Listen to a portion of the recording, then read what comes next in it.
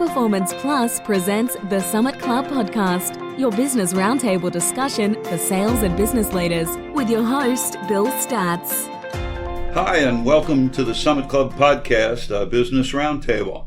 I'm your host, Bill Statz, with our Summit Club team, Rick Feinblad. Hi, Rick. Hello, Bill. John Novickis. Hi, John. Hey, Bill. How you doing today? And John Thane. Hi, JT. How are you doing? I'm doing great. Hello, gentlemen. This is episode 15, and it attempts to answer a question that you may have in your mind. What percentage of Americans make six figures? And we're going to focus on, if you're in sales and you want to make six figures, you better be ready. You better be prepared. We'll pose some questions, and we'll also provide a lot of answers as to the menu, if you will, for success in selling. So with that, I'll turn it over to the Summit Club team and start with that question. What percentage of Americans do you think make six figures? I think the mean is like 47,000 a year. I'd say 18 to 20%. Good, but not close. Yeah, I would have said 10%. And I'm right there with you, Rick. I'm thinking it's about 10%.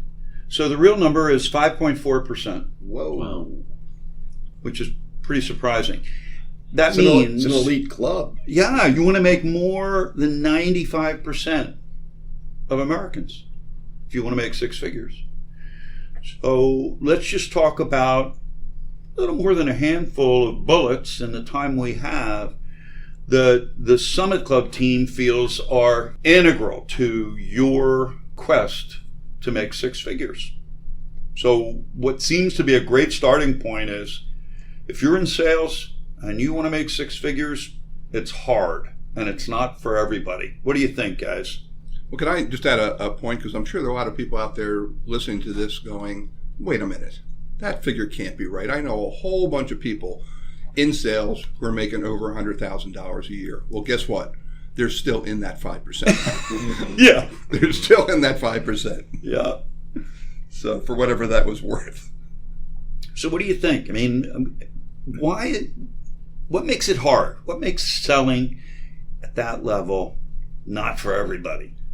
I think a lot of it just comes down to the turf. I mean, you get out there into the field and you start making these phone calls or drop-ins, whatever you want to do. Well, somebody else already has that business. So it's not like you're in this wide open plain in the Wild West where you just throw your claim down and, all right, I got 20 acres here, and somebody else throws it down. It's all taken. So anytime you're trying to go into any kind of expanding your own sales territory, you're really on top of probably 5 or 6 other people's territory at the same time. So somebody else is already eating that piece of pie Absolutely. that you want. Yeah. Yeah, I mean, it's look, sales is not for everybody. But I think, in my experience, a good thing with people starting out in sales, you figure out pretty quickly whether it's something you can do or something that you can't. And if you can't, you should move on to something else. When everybody starts out in sales, the first thing you generally deal with is you probably don't have as much knowledge as people who are successful, and you know that. And number two, there is just a ton of rejection. And that's really difficult to get through. But having said that, all successful salespeople figure out a way to get through it.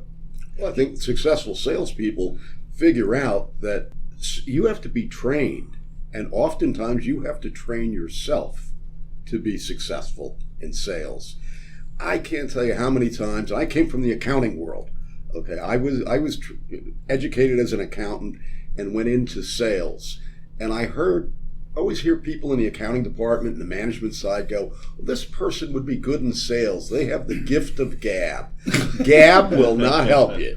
You know, sales is an acquired skill, just like accounting or any other technical field. It really is a profession. It is. It's just not like the gift of gab thing. And, you know, one of the things, too, that on both sides of this issue, people in general don't like change. Well, you know what? If you're committed to go into sales, you're going to have to adjust significant parts of you and how you do what you do.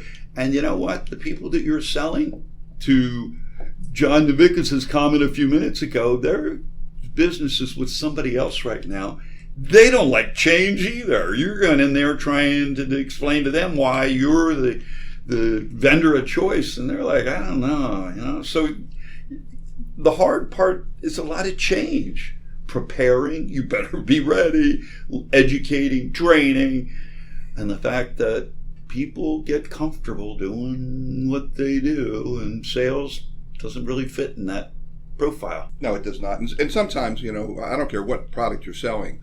There are customers out there who don't need your product. Yeah. And if you think whatever it is you're selling is right for everybody, you're probably not going to be a successful salesperson. I mean, there's nothing in my mind more enlightening than when you're talking to a client, a potential client, and they're telling you what their issues are, what they're trying to get done, and you say to them, you know what, I don't think I'm right for you. I don't think I'm right for you right now for what you're trying to accomplish. Maybe you should call so-and-so. What that does, I think, at the end of the day, when time passes and you are right for them, they're going to remember, you're the guy that originally told me that this time around it wasn't right, but now it is. So you've built credibility with a client, and credibility is everything. It's trust. Yeah, it's being honest. Hey, yeah, that's understanding your market. Yeah, the competitive landscape, knowing your customer. These are all components that you have to build into your sales knowledge. And I kind of go back when I went from a technical field into the sales field. I knew I had no experience. Actually, didn't have a strong perception of what salespeople were. I had that, plaid jacketed used car salesman in mind, and didn't want to be that. And I knew I had to set out and get some training. And the gift of gab thing always sticks in my mind. One of the first things I learned in sales is you have 2 ears and 1 mouth. And the gift of gab actually will hurt you it doesn't rather work. than help you at all. Because you better be listening and not talking. Every once in a while, I'll have a sales guy give me a ring. In the graphic design and marketing industry, commercial printers are usually our target. And some of them are good at what they do, and we give them the business.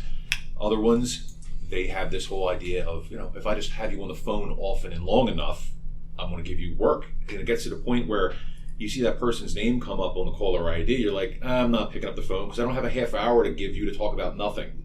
And that's the end of that.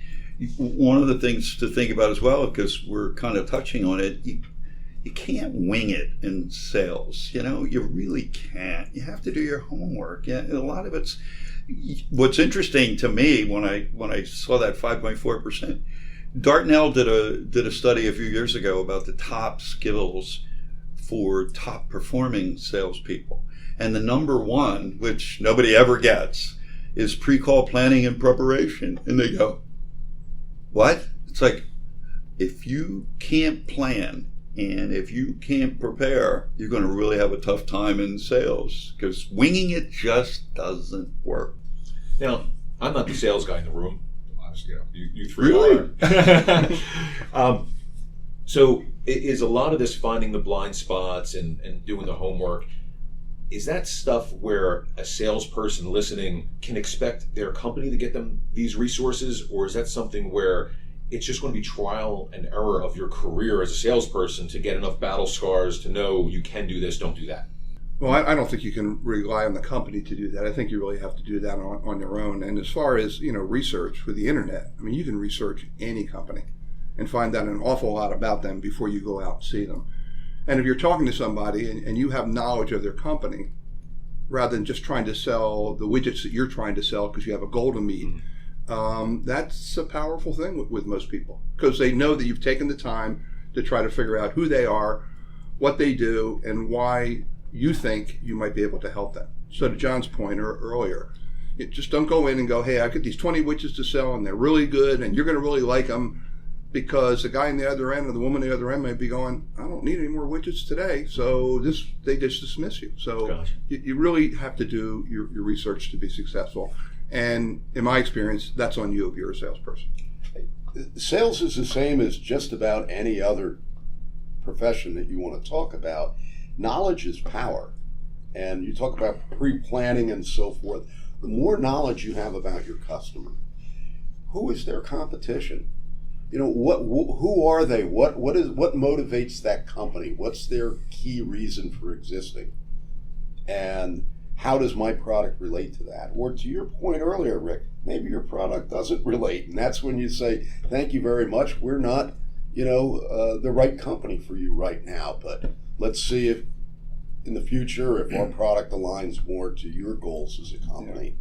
And, through all of this, this is not something a company's going to teach you. Yes, you have to learn a lot of it on your own, but one of the things that I learned is when I walked into a bookstore and I looked in the business section, probably the biggest section in a business section are sales books, whether it's guys that are selling cars or women that are selling, different products or markets, whatever. There's hundreds and hundreds and hundreds of books on sales, and there's not a bad one in there. You should read and absorb as much material, and you'll come to find that out of those hundreds of books, probably 80% of the concepts overlap. Doesn't matter what the business is. It's funny. I'm going to apologize for kind of a complicated story, but it plays right into what we're talking about. So this is a couple years ago, I had a salesperson that said to me, I've been trying to get into this company. I mean, they are perfect for us. I just can't get in. I've tried emails, I've tried phone calls, I've tried letters, whatever. Can't get in. And I said, well, so pull up their website. And the salesperson did, and we looked at it. And it actually has a tab on the website where it says our projects or our customers or whatever. And I said, click on that. And lo and behold, it was an architectural company. Lo and behold, here's like 12 projects on the website in the works. And I said, so write the names down of the projects. What? He said, write the names down of the projects. Okay, what are we going to do? I said, we're going to go to that website for some of those projects. And we're going to find out the phone number and whatever. And we're going to call and ask who's the person responsible for managing that project and the relationship with whatever, because I'm thinking about using them and I'd like to get a introduction or a referral from your project manager. And it was that silence. And I went, what? You're going to talk to a customer, and then when you call back that original target, you're going to be saying, I was just talking to John. I was just talking to JT. He told me how happy he is with the project you guys are doing, and I just wanted to get some more information to see if you're a good fit for us. No. So you just have to be a little creative. Now you've got a warm shot to get in and talk to somebody in the company, and you're not pitching them. You're just saying, hey, I'm just talking to John. We've got some stuff that we do for companies just like you guys and whatever. All you're trying to do is get that connection. Research. And they give it to you. You're just not thinking right. They're telling you, here are our customers. Why don't you talk to one of them and find out about the relationship? Research and preparation. I mean, referrals are great. Before you go out and make a cold call on a company that you've never spoken to, check your resources. You may know somebody who knows somebody there, and that's a much better entree than you calling up trying to get a hold of somebody who has no idea who you are. Well, John Novickis, our marketing guru, I've had situations where salespeople forget about YouTube. They have a target company they're trying to get in. I said, well, let's go to YouTube and pull them up, see what's in there for that company. And in a couple of cases, you have spokespeople for that target company telling you what they're doing, what their position is, whatever. And in one case, when they called back, the woman that answered the phone had just been in the video on YouTube. Oh, nice. And the sales rep said, I just saw you on YouTube. Yeah, so then you're in instantly. Instant. Yeah. And it's just that preparation, that's do your homework, planning. It's crazy. Which really leads to the devil's in the details. All these little bits and pieces. Rick brought it up earlier. You got to know what you're talking about. You have to have expertise. I don't know who you think is going to do that. You got to go dig it out, talk to the top performers in your company, find out what they're doing. Now, is that something where, is it a culture thing But what if somebody's at a place where there's multiple salespeople and it's highly competitive in their network, where you're saying, oh, talk to the high performer. Well, what if I'm the high performer? I'm like, no. I got here because I worked. You got to go do it on your own. What's interesting, we were just kind of talking about where do you get the training, and some companies try to do a decent job. We'll try to circle back to that point. Other companies are what at least Rick, JT, and I have had experience with. It's a mill. They hire a salesperson or a person to do sales. They grind them up. They spit them out. They don't care about training. If you don't make it, who gives it? Next. Turn them, burn them, and turn them. Yeah. So, when you're talking about that kind of a company, nobody's going to help you do anything. But in my experience with thousands of companies, most of the time, if you're a new kid, or I don't want to say a kid, you're new to the company, whatever, there's a couple people on that sales team that won't mind at all going out to lunch with you or sitting down. And why? Because it feels good to help somebody. When I first started selling, I was doing, I didn't get a lot of training, and I was, doing what Bill said. I was going out making sales calls, and my manager said, go out and find somebody, or check. When you come back, check with the other salespeople. We didn't have a big staff. Make sure no one was calling on that person. So I would do that, and I'd come back and I'd ask the other, salespeople. And there was one guy who had this huge little phone book of his, and he'd leaf through it, and he'd go, "Oh, did you speak to Bill Smith?" And I went, "Yeah, I did." He goes, "Yeah, well, that's mine." So I'm getting nowhere, and I was reviewing my progress with my sales manager, and he said, "Well, how's it going?" And I told him what was happening, and he went, "Wait a second." Well, what this other guy was, he wasn't a great salesperson, but he was smart enough to call, the principals of like every company in the city. He just wrote their names down. He never called on them. So no, those are your accounts now. Wow. There's a lot of territorial Exactly. behavior in the sales world. There's turf wars. on the inside and on the outside. Oh yeah, That's why the percentage is 5.4%. This is hard, So, John, you mentioned a term that burn and turn. Churn them, burn them, and turn. Right. Or So whatever you get. So if you're a salesperson and you're new, or maybe even you've been there for a little while, and you're listening to this and you go, "Oh no! Oh my God, I'm in that spot. I'm in that kind of a company where I'm burn and churn and whatever that is." Churn. That too. So what do you do? Just get the resume ready, or buckle in and get it going? Some industries, and I'm not going to name those industries because we're not looking here to make anybody feel bad. But Go ahead. There's the auto industry, for example.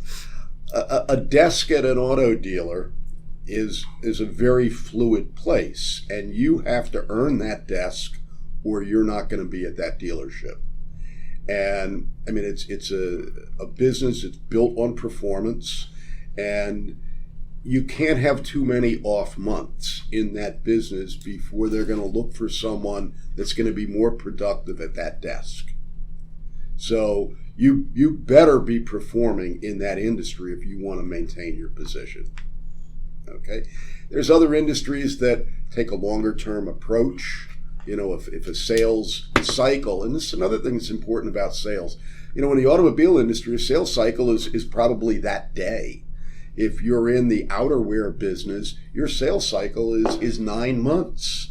You're selling that, you're not delivering it till 9 months later. So, I think the longevity and the, turn them, churn them, and burn them sort of thing, it's different in each industry based on the cycle of the sale. It's funny. One of our clients makes bearings, big bearings, and their competition has a backlog of 2 years. Talk about a long sales cycle. Wow. It's like, what? Yeah, we get it for you in 2022. Holy crap. Yeah. But as far as sales, I mean, you're going to know, regardless of the sales cycle, I think fairly quickly whether you're good at this or not. And if you're not sure, you're going to have a manager who's going to tell you. Because all managers have some base expectations of, okay, well, maybe not. If you're 100% commission, and you're not offsetting it right away. Well, nobody expects you to. But by a certain point in time, you're gonna need to be at a certain level for them to go, okay, well, we're going to continue, or we do have some accounts we can give this person because we think they're performing at a good enough level. And that builds confidence, and too. It builds confidence. But again, I mean, if the end reward is being in that 5%, if it's something you think you could do, in my mind, it's certainly worth the effort. You have companies sometimes that it's almost like they defy gravity in that working with you mentioned car dealers, JT. I remember working with a car dealer, and the salespeople are all sitting in the showroom staring at the doors. I'm going to date all of us, like Heckle and Jekyll, and two crows up on a telephone wire waiting for a squirrel to get hit, and it's like that's all they're waiting for is someone to come in the door and who's up next, And I remember saying to them, do you ever go to the service department? And they were like, what? So did you ever go to the service department, go through the records and find out what cars are coming in here with a lot of frequency? Guess what? That's a good prospect because they're spending a lot of money. Tell them, monetize it, show them the difference. You get a brand new car. Yeah, and they've all gotten better at that, the car dealers. I mean, years ago, you never hear from them again. Now you hear from them just so much. Yeah. Please stop calling me. Yeah. Please just leave me alone. I'm good. Yeah. Yeah. Well, we mentioned it earlier on. You got to deal with rejection. You got to deal with no's. Not everybody qualifies. I heard both you guys saying that. You got to listen. You can't take it personally.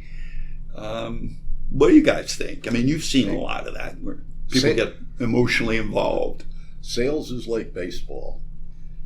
Baseball, you hit 300, you're a Hall of Famer. Sales is very similar. You're probably going to get more no's than you will get yeses. But if you can go from a 200 hitter to a 300 hitter, you're going to go from a short career to a long career. And a no is not a personal thing. A no is really an opportunity in sales to evaluate what happened. Did I miss an opportunity? Did I maybe not prepare well enough?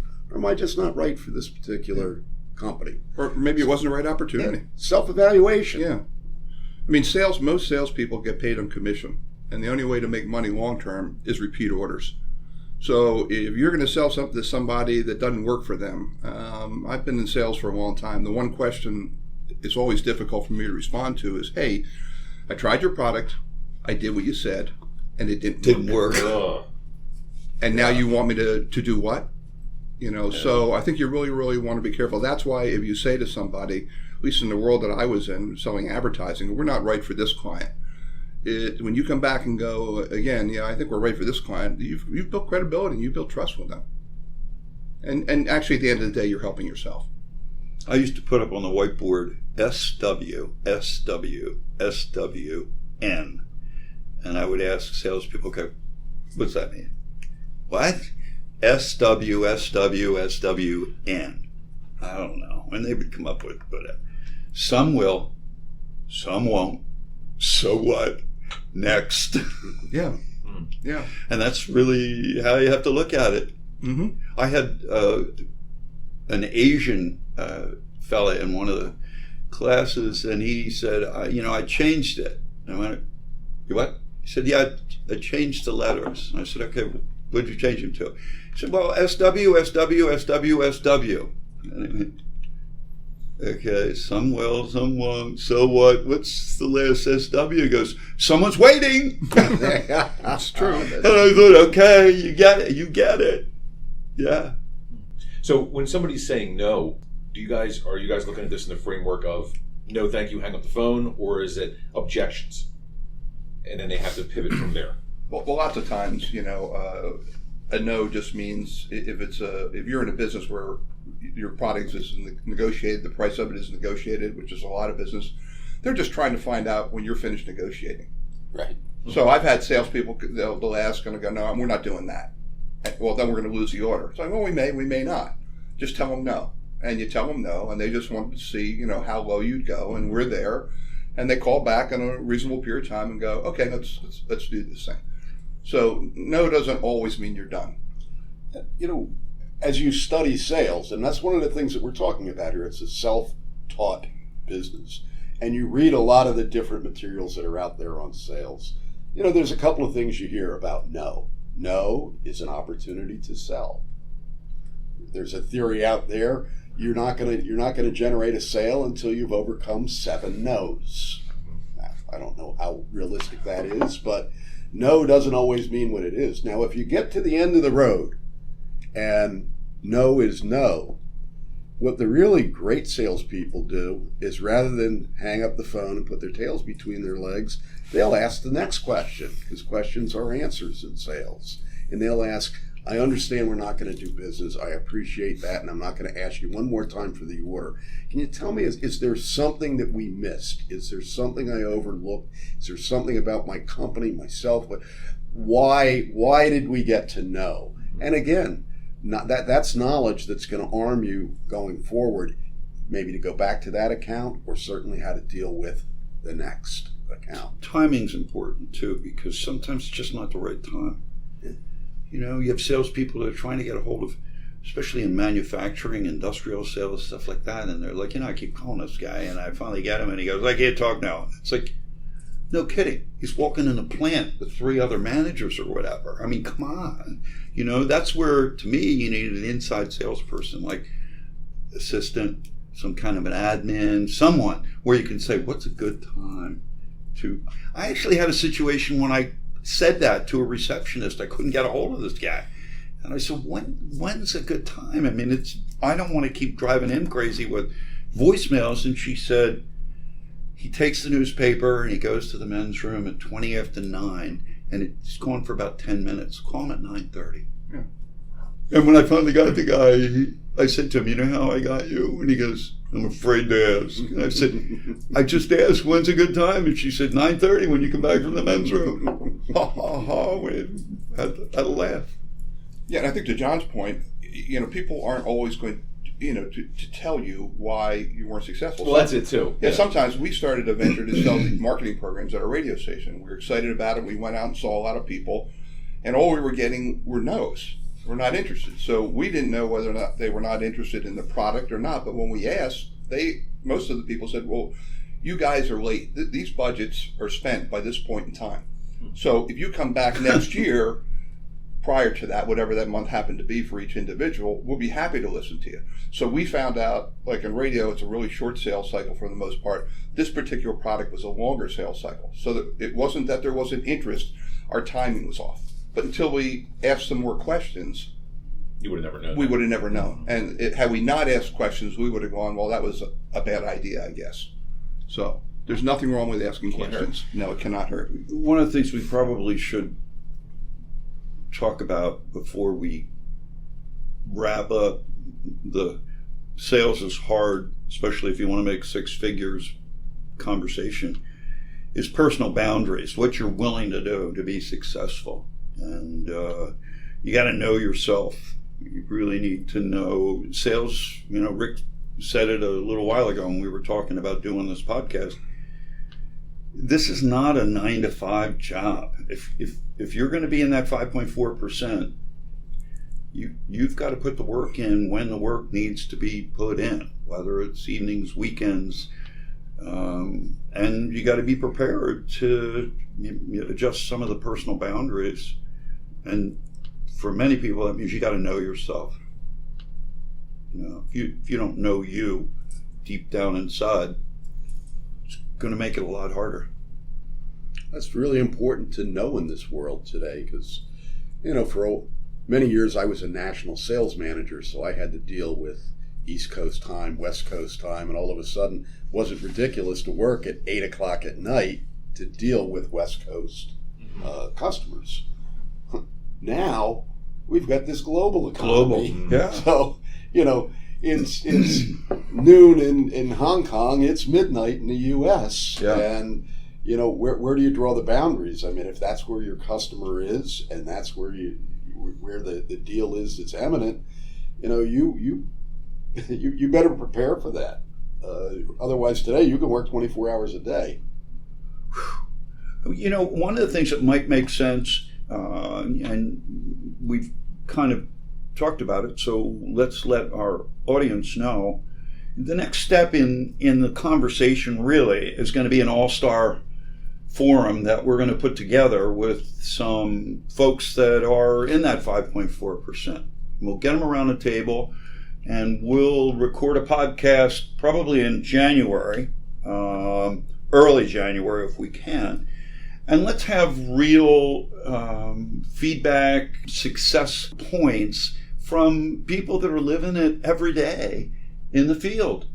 And in that way, you'll get a real, almost a micro view and be able to hear exactly what top performers are doing out there and learn from the success of others. So if that makes sense, guys, we'll wrap this up until the All-Star Sales Forum. Sure, and in the meantime, if you have any questions for these people when we record it, go ahead, go to the website, find us online, and just ask us the questions. We'll be more than happy to bring your name up and what your question is. You got it. So for now, episode 15 is just a starting point on sales success, and we'll be following up in January with an all-star forum of live salespeople around the table talking about what's made them and contributes to their success. As John just mentioned, go to the website. Let us know what's important to you. Give us feedback, and we're here for you. Until then, Bill Stats, John Navickas, Rick Feinblatt, JT, John Thane, saying see you next time. To learn more about the Summit Club podcast, please find us online at www.summitclubpodcast.com. The Summit Club podcast is recorded and produced by Inertia Marketing and Design, a full-service marketing, digital, and graphic communications agency. You can find them at www.inertia.marketing. Thanks for listening to the Summit Club podcast, and we'll see you at the top.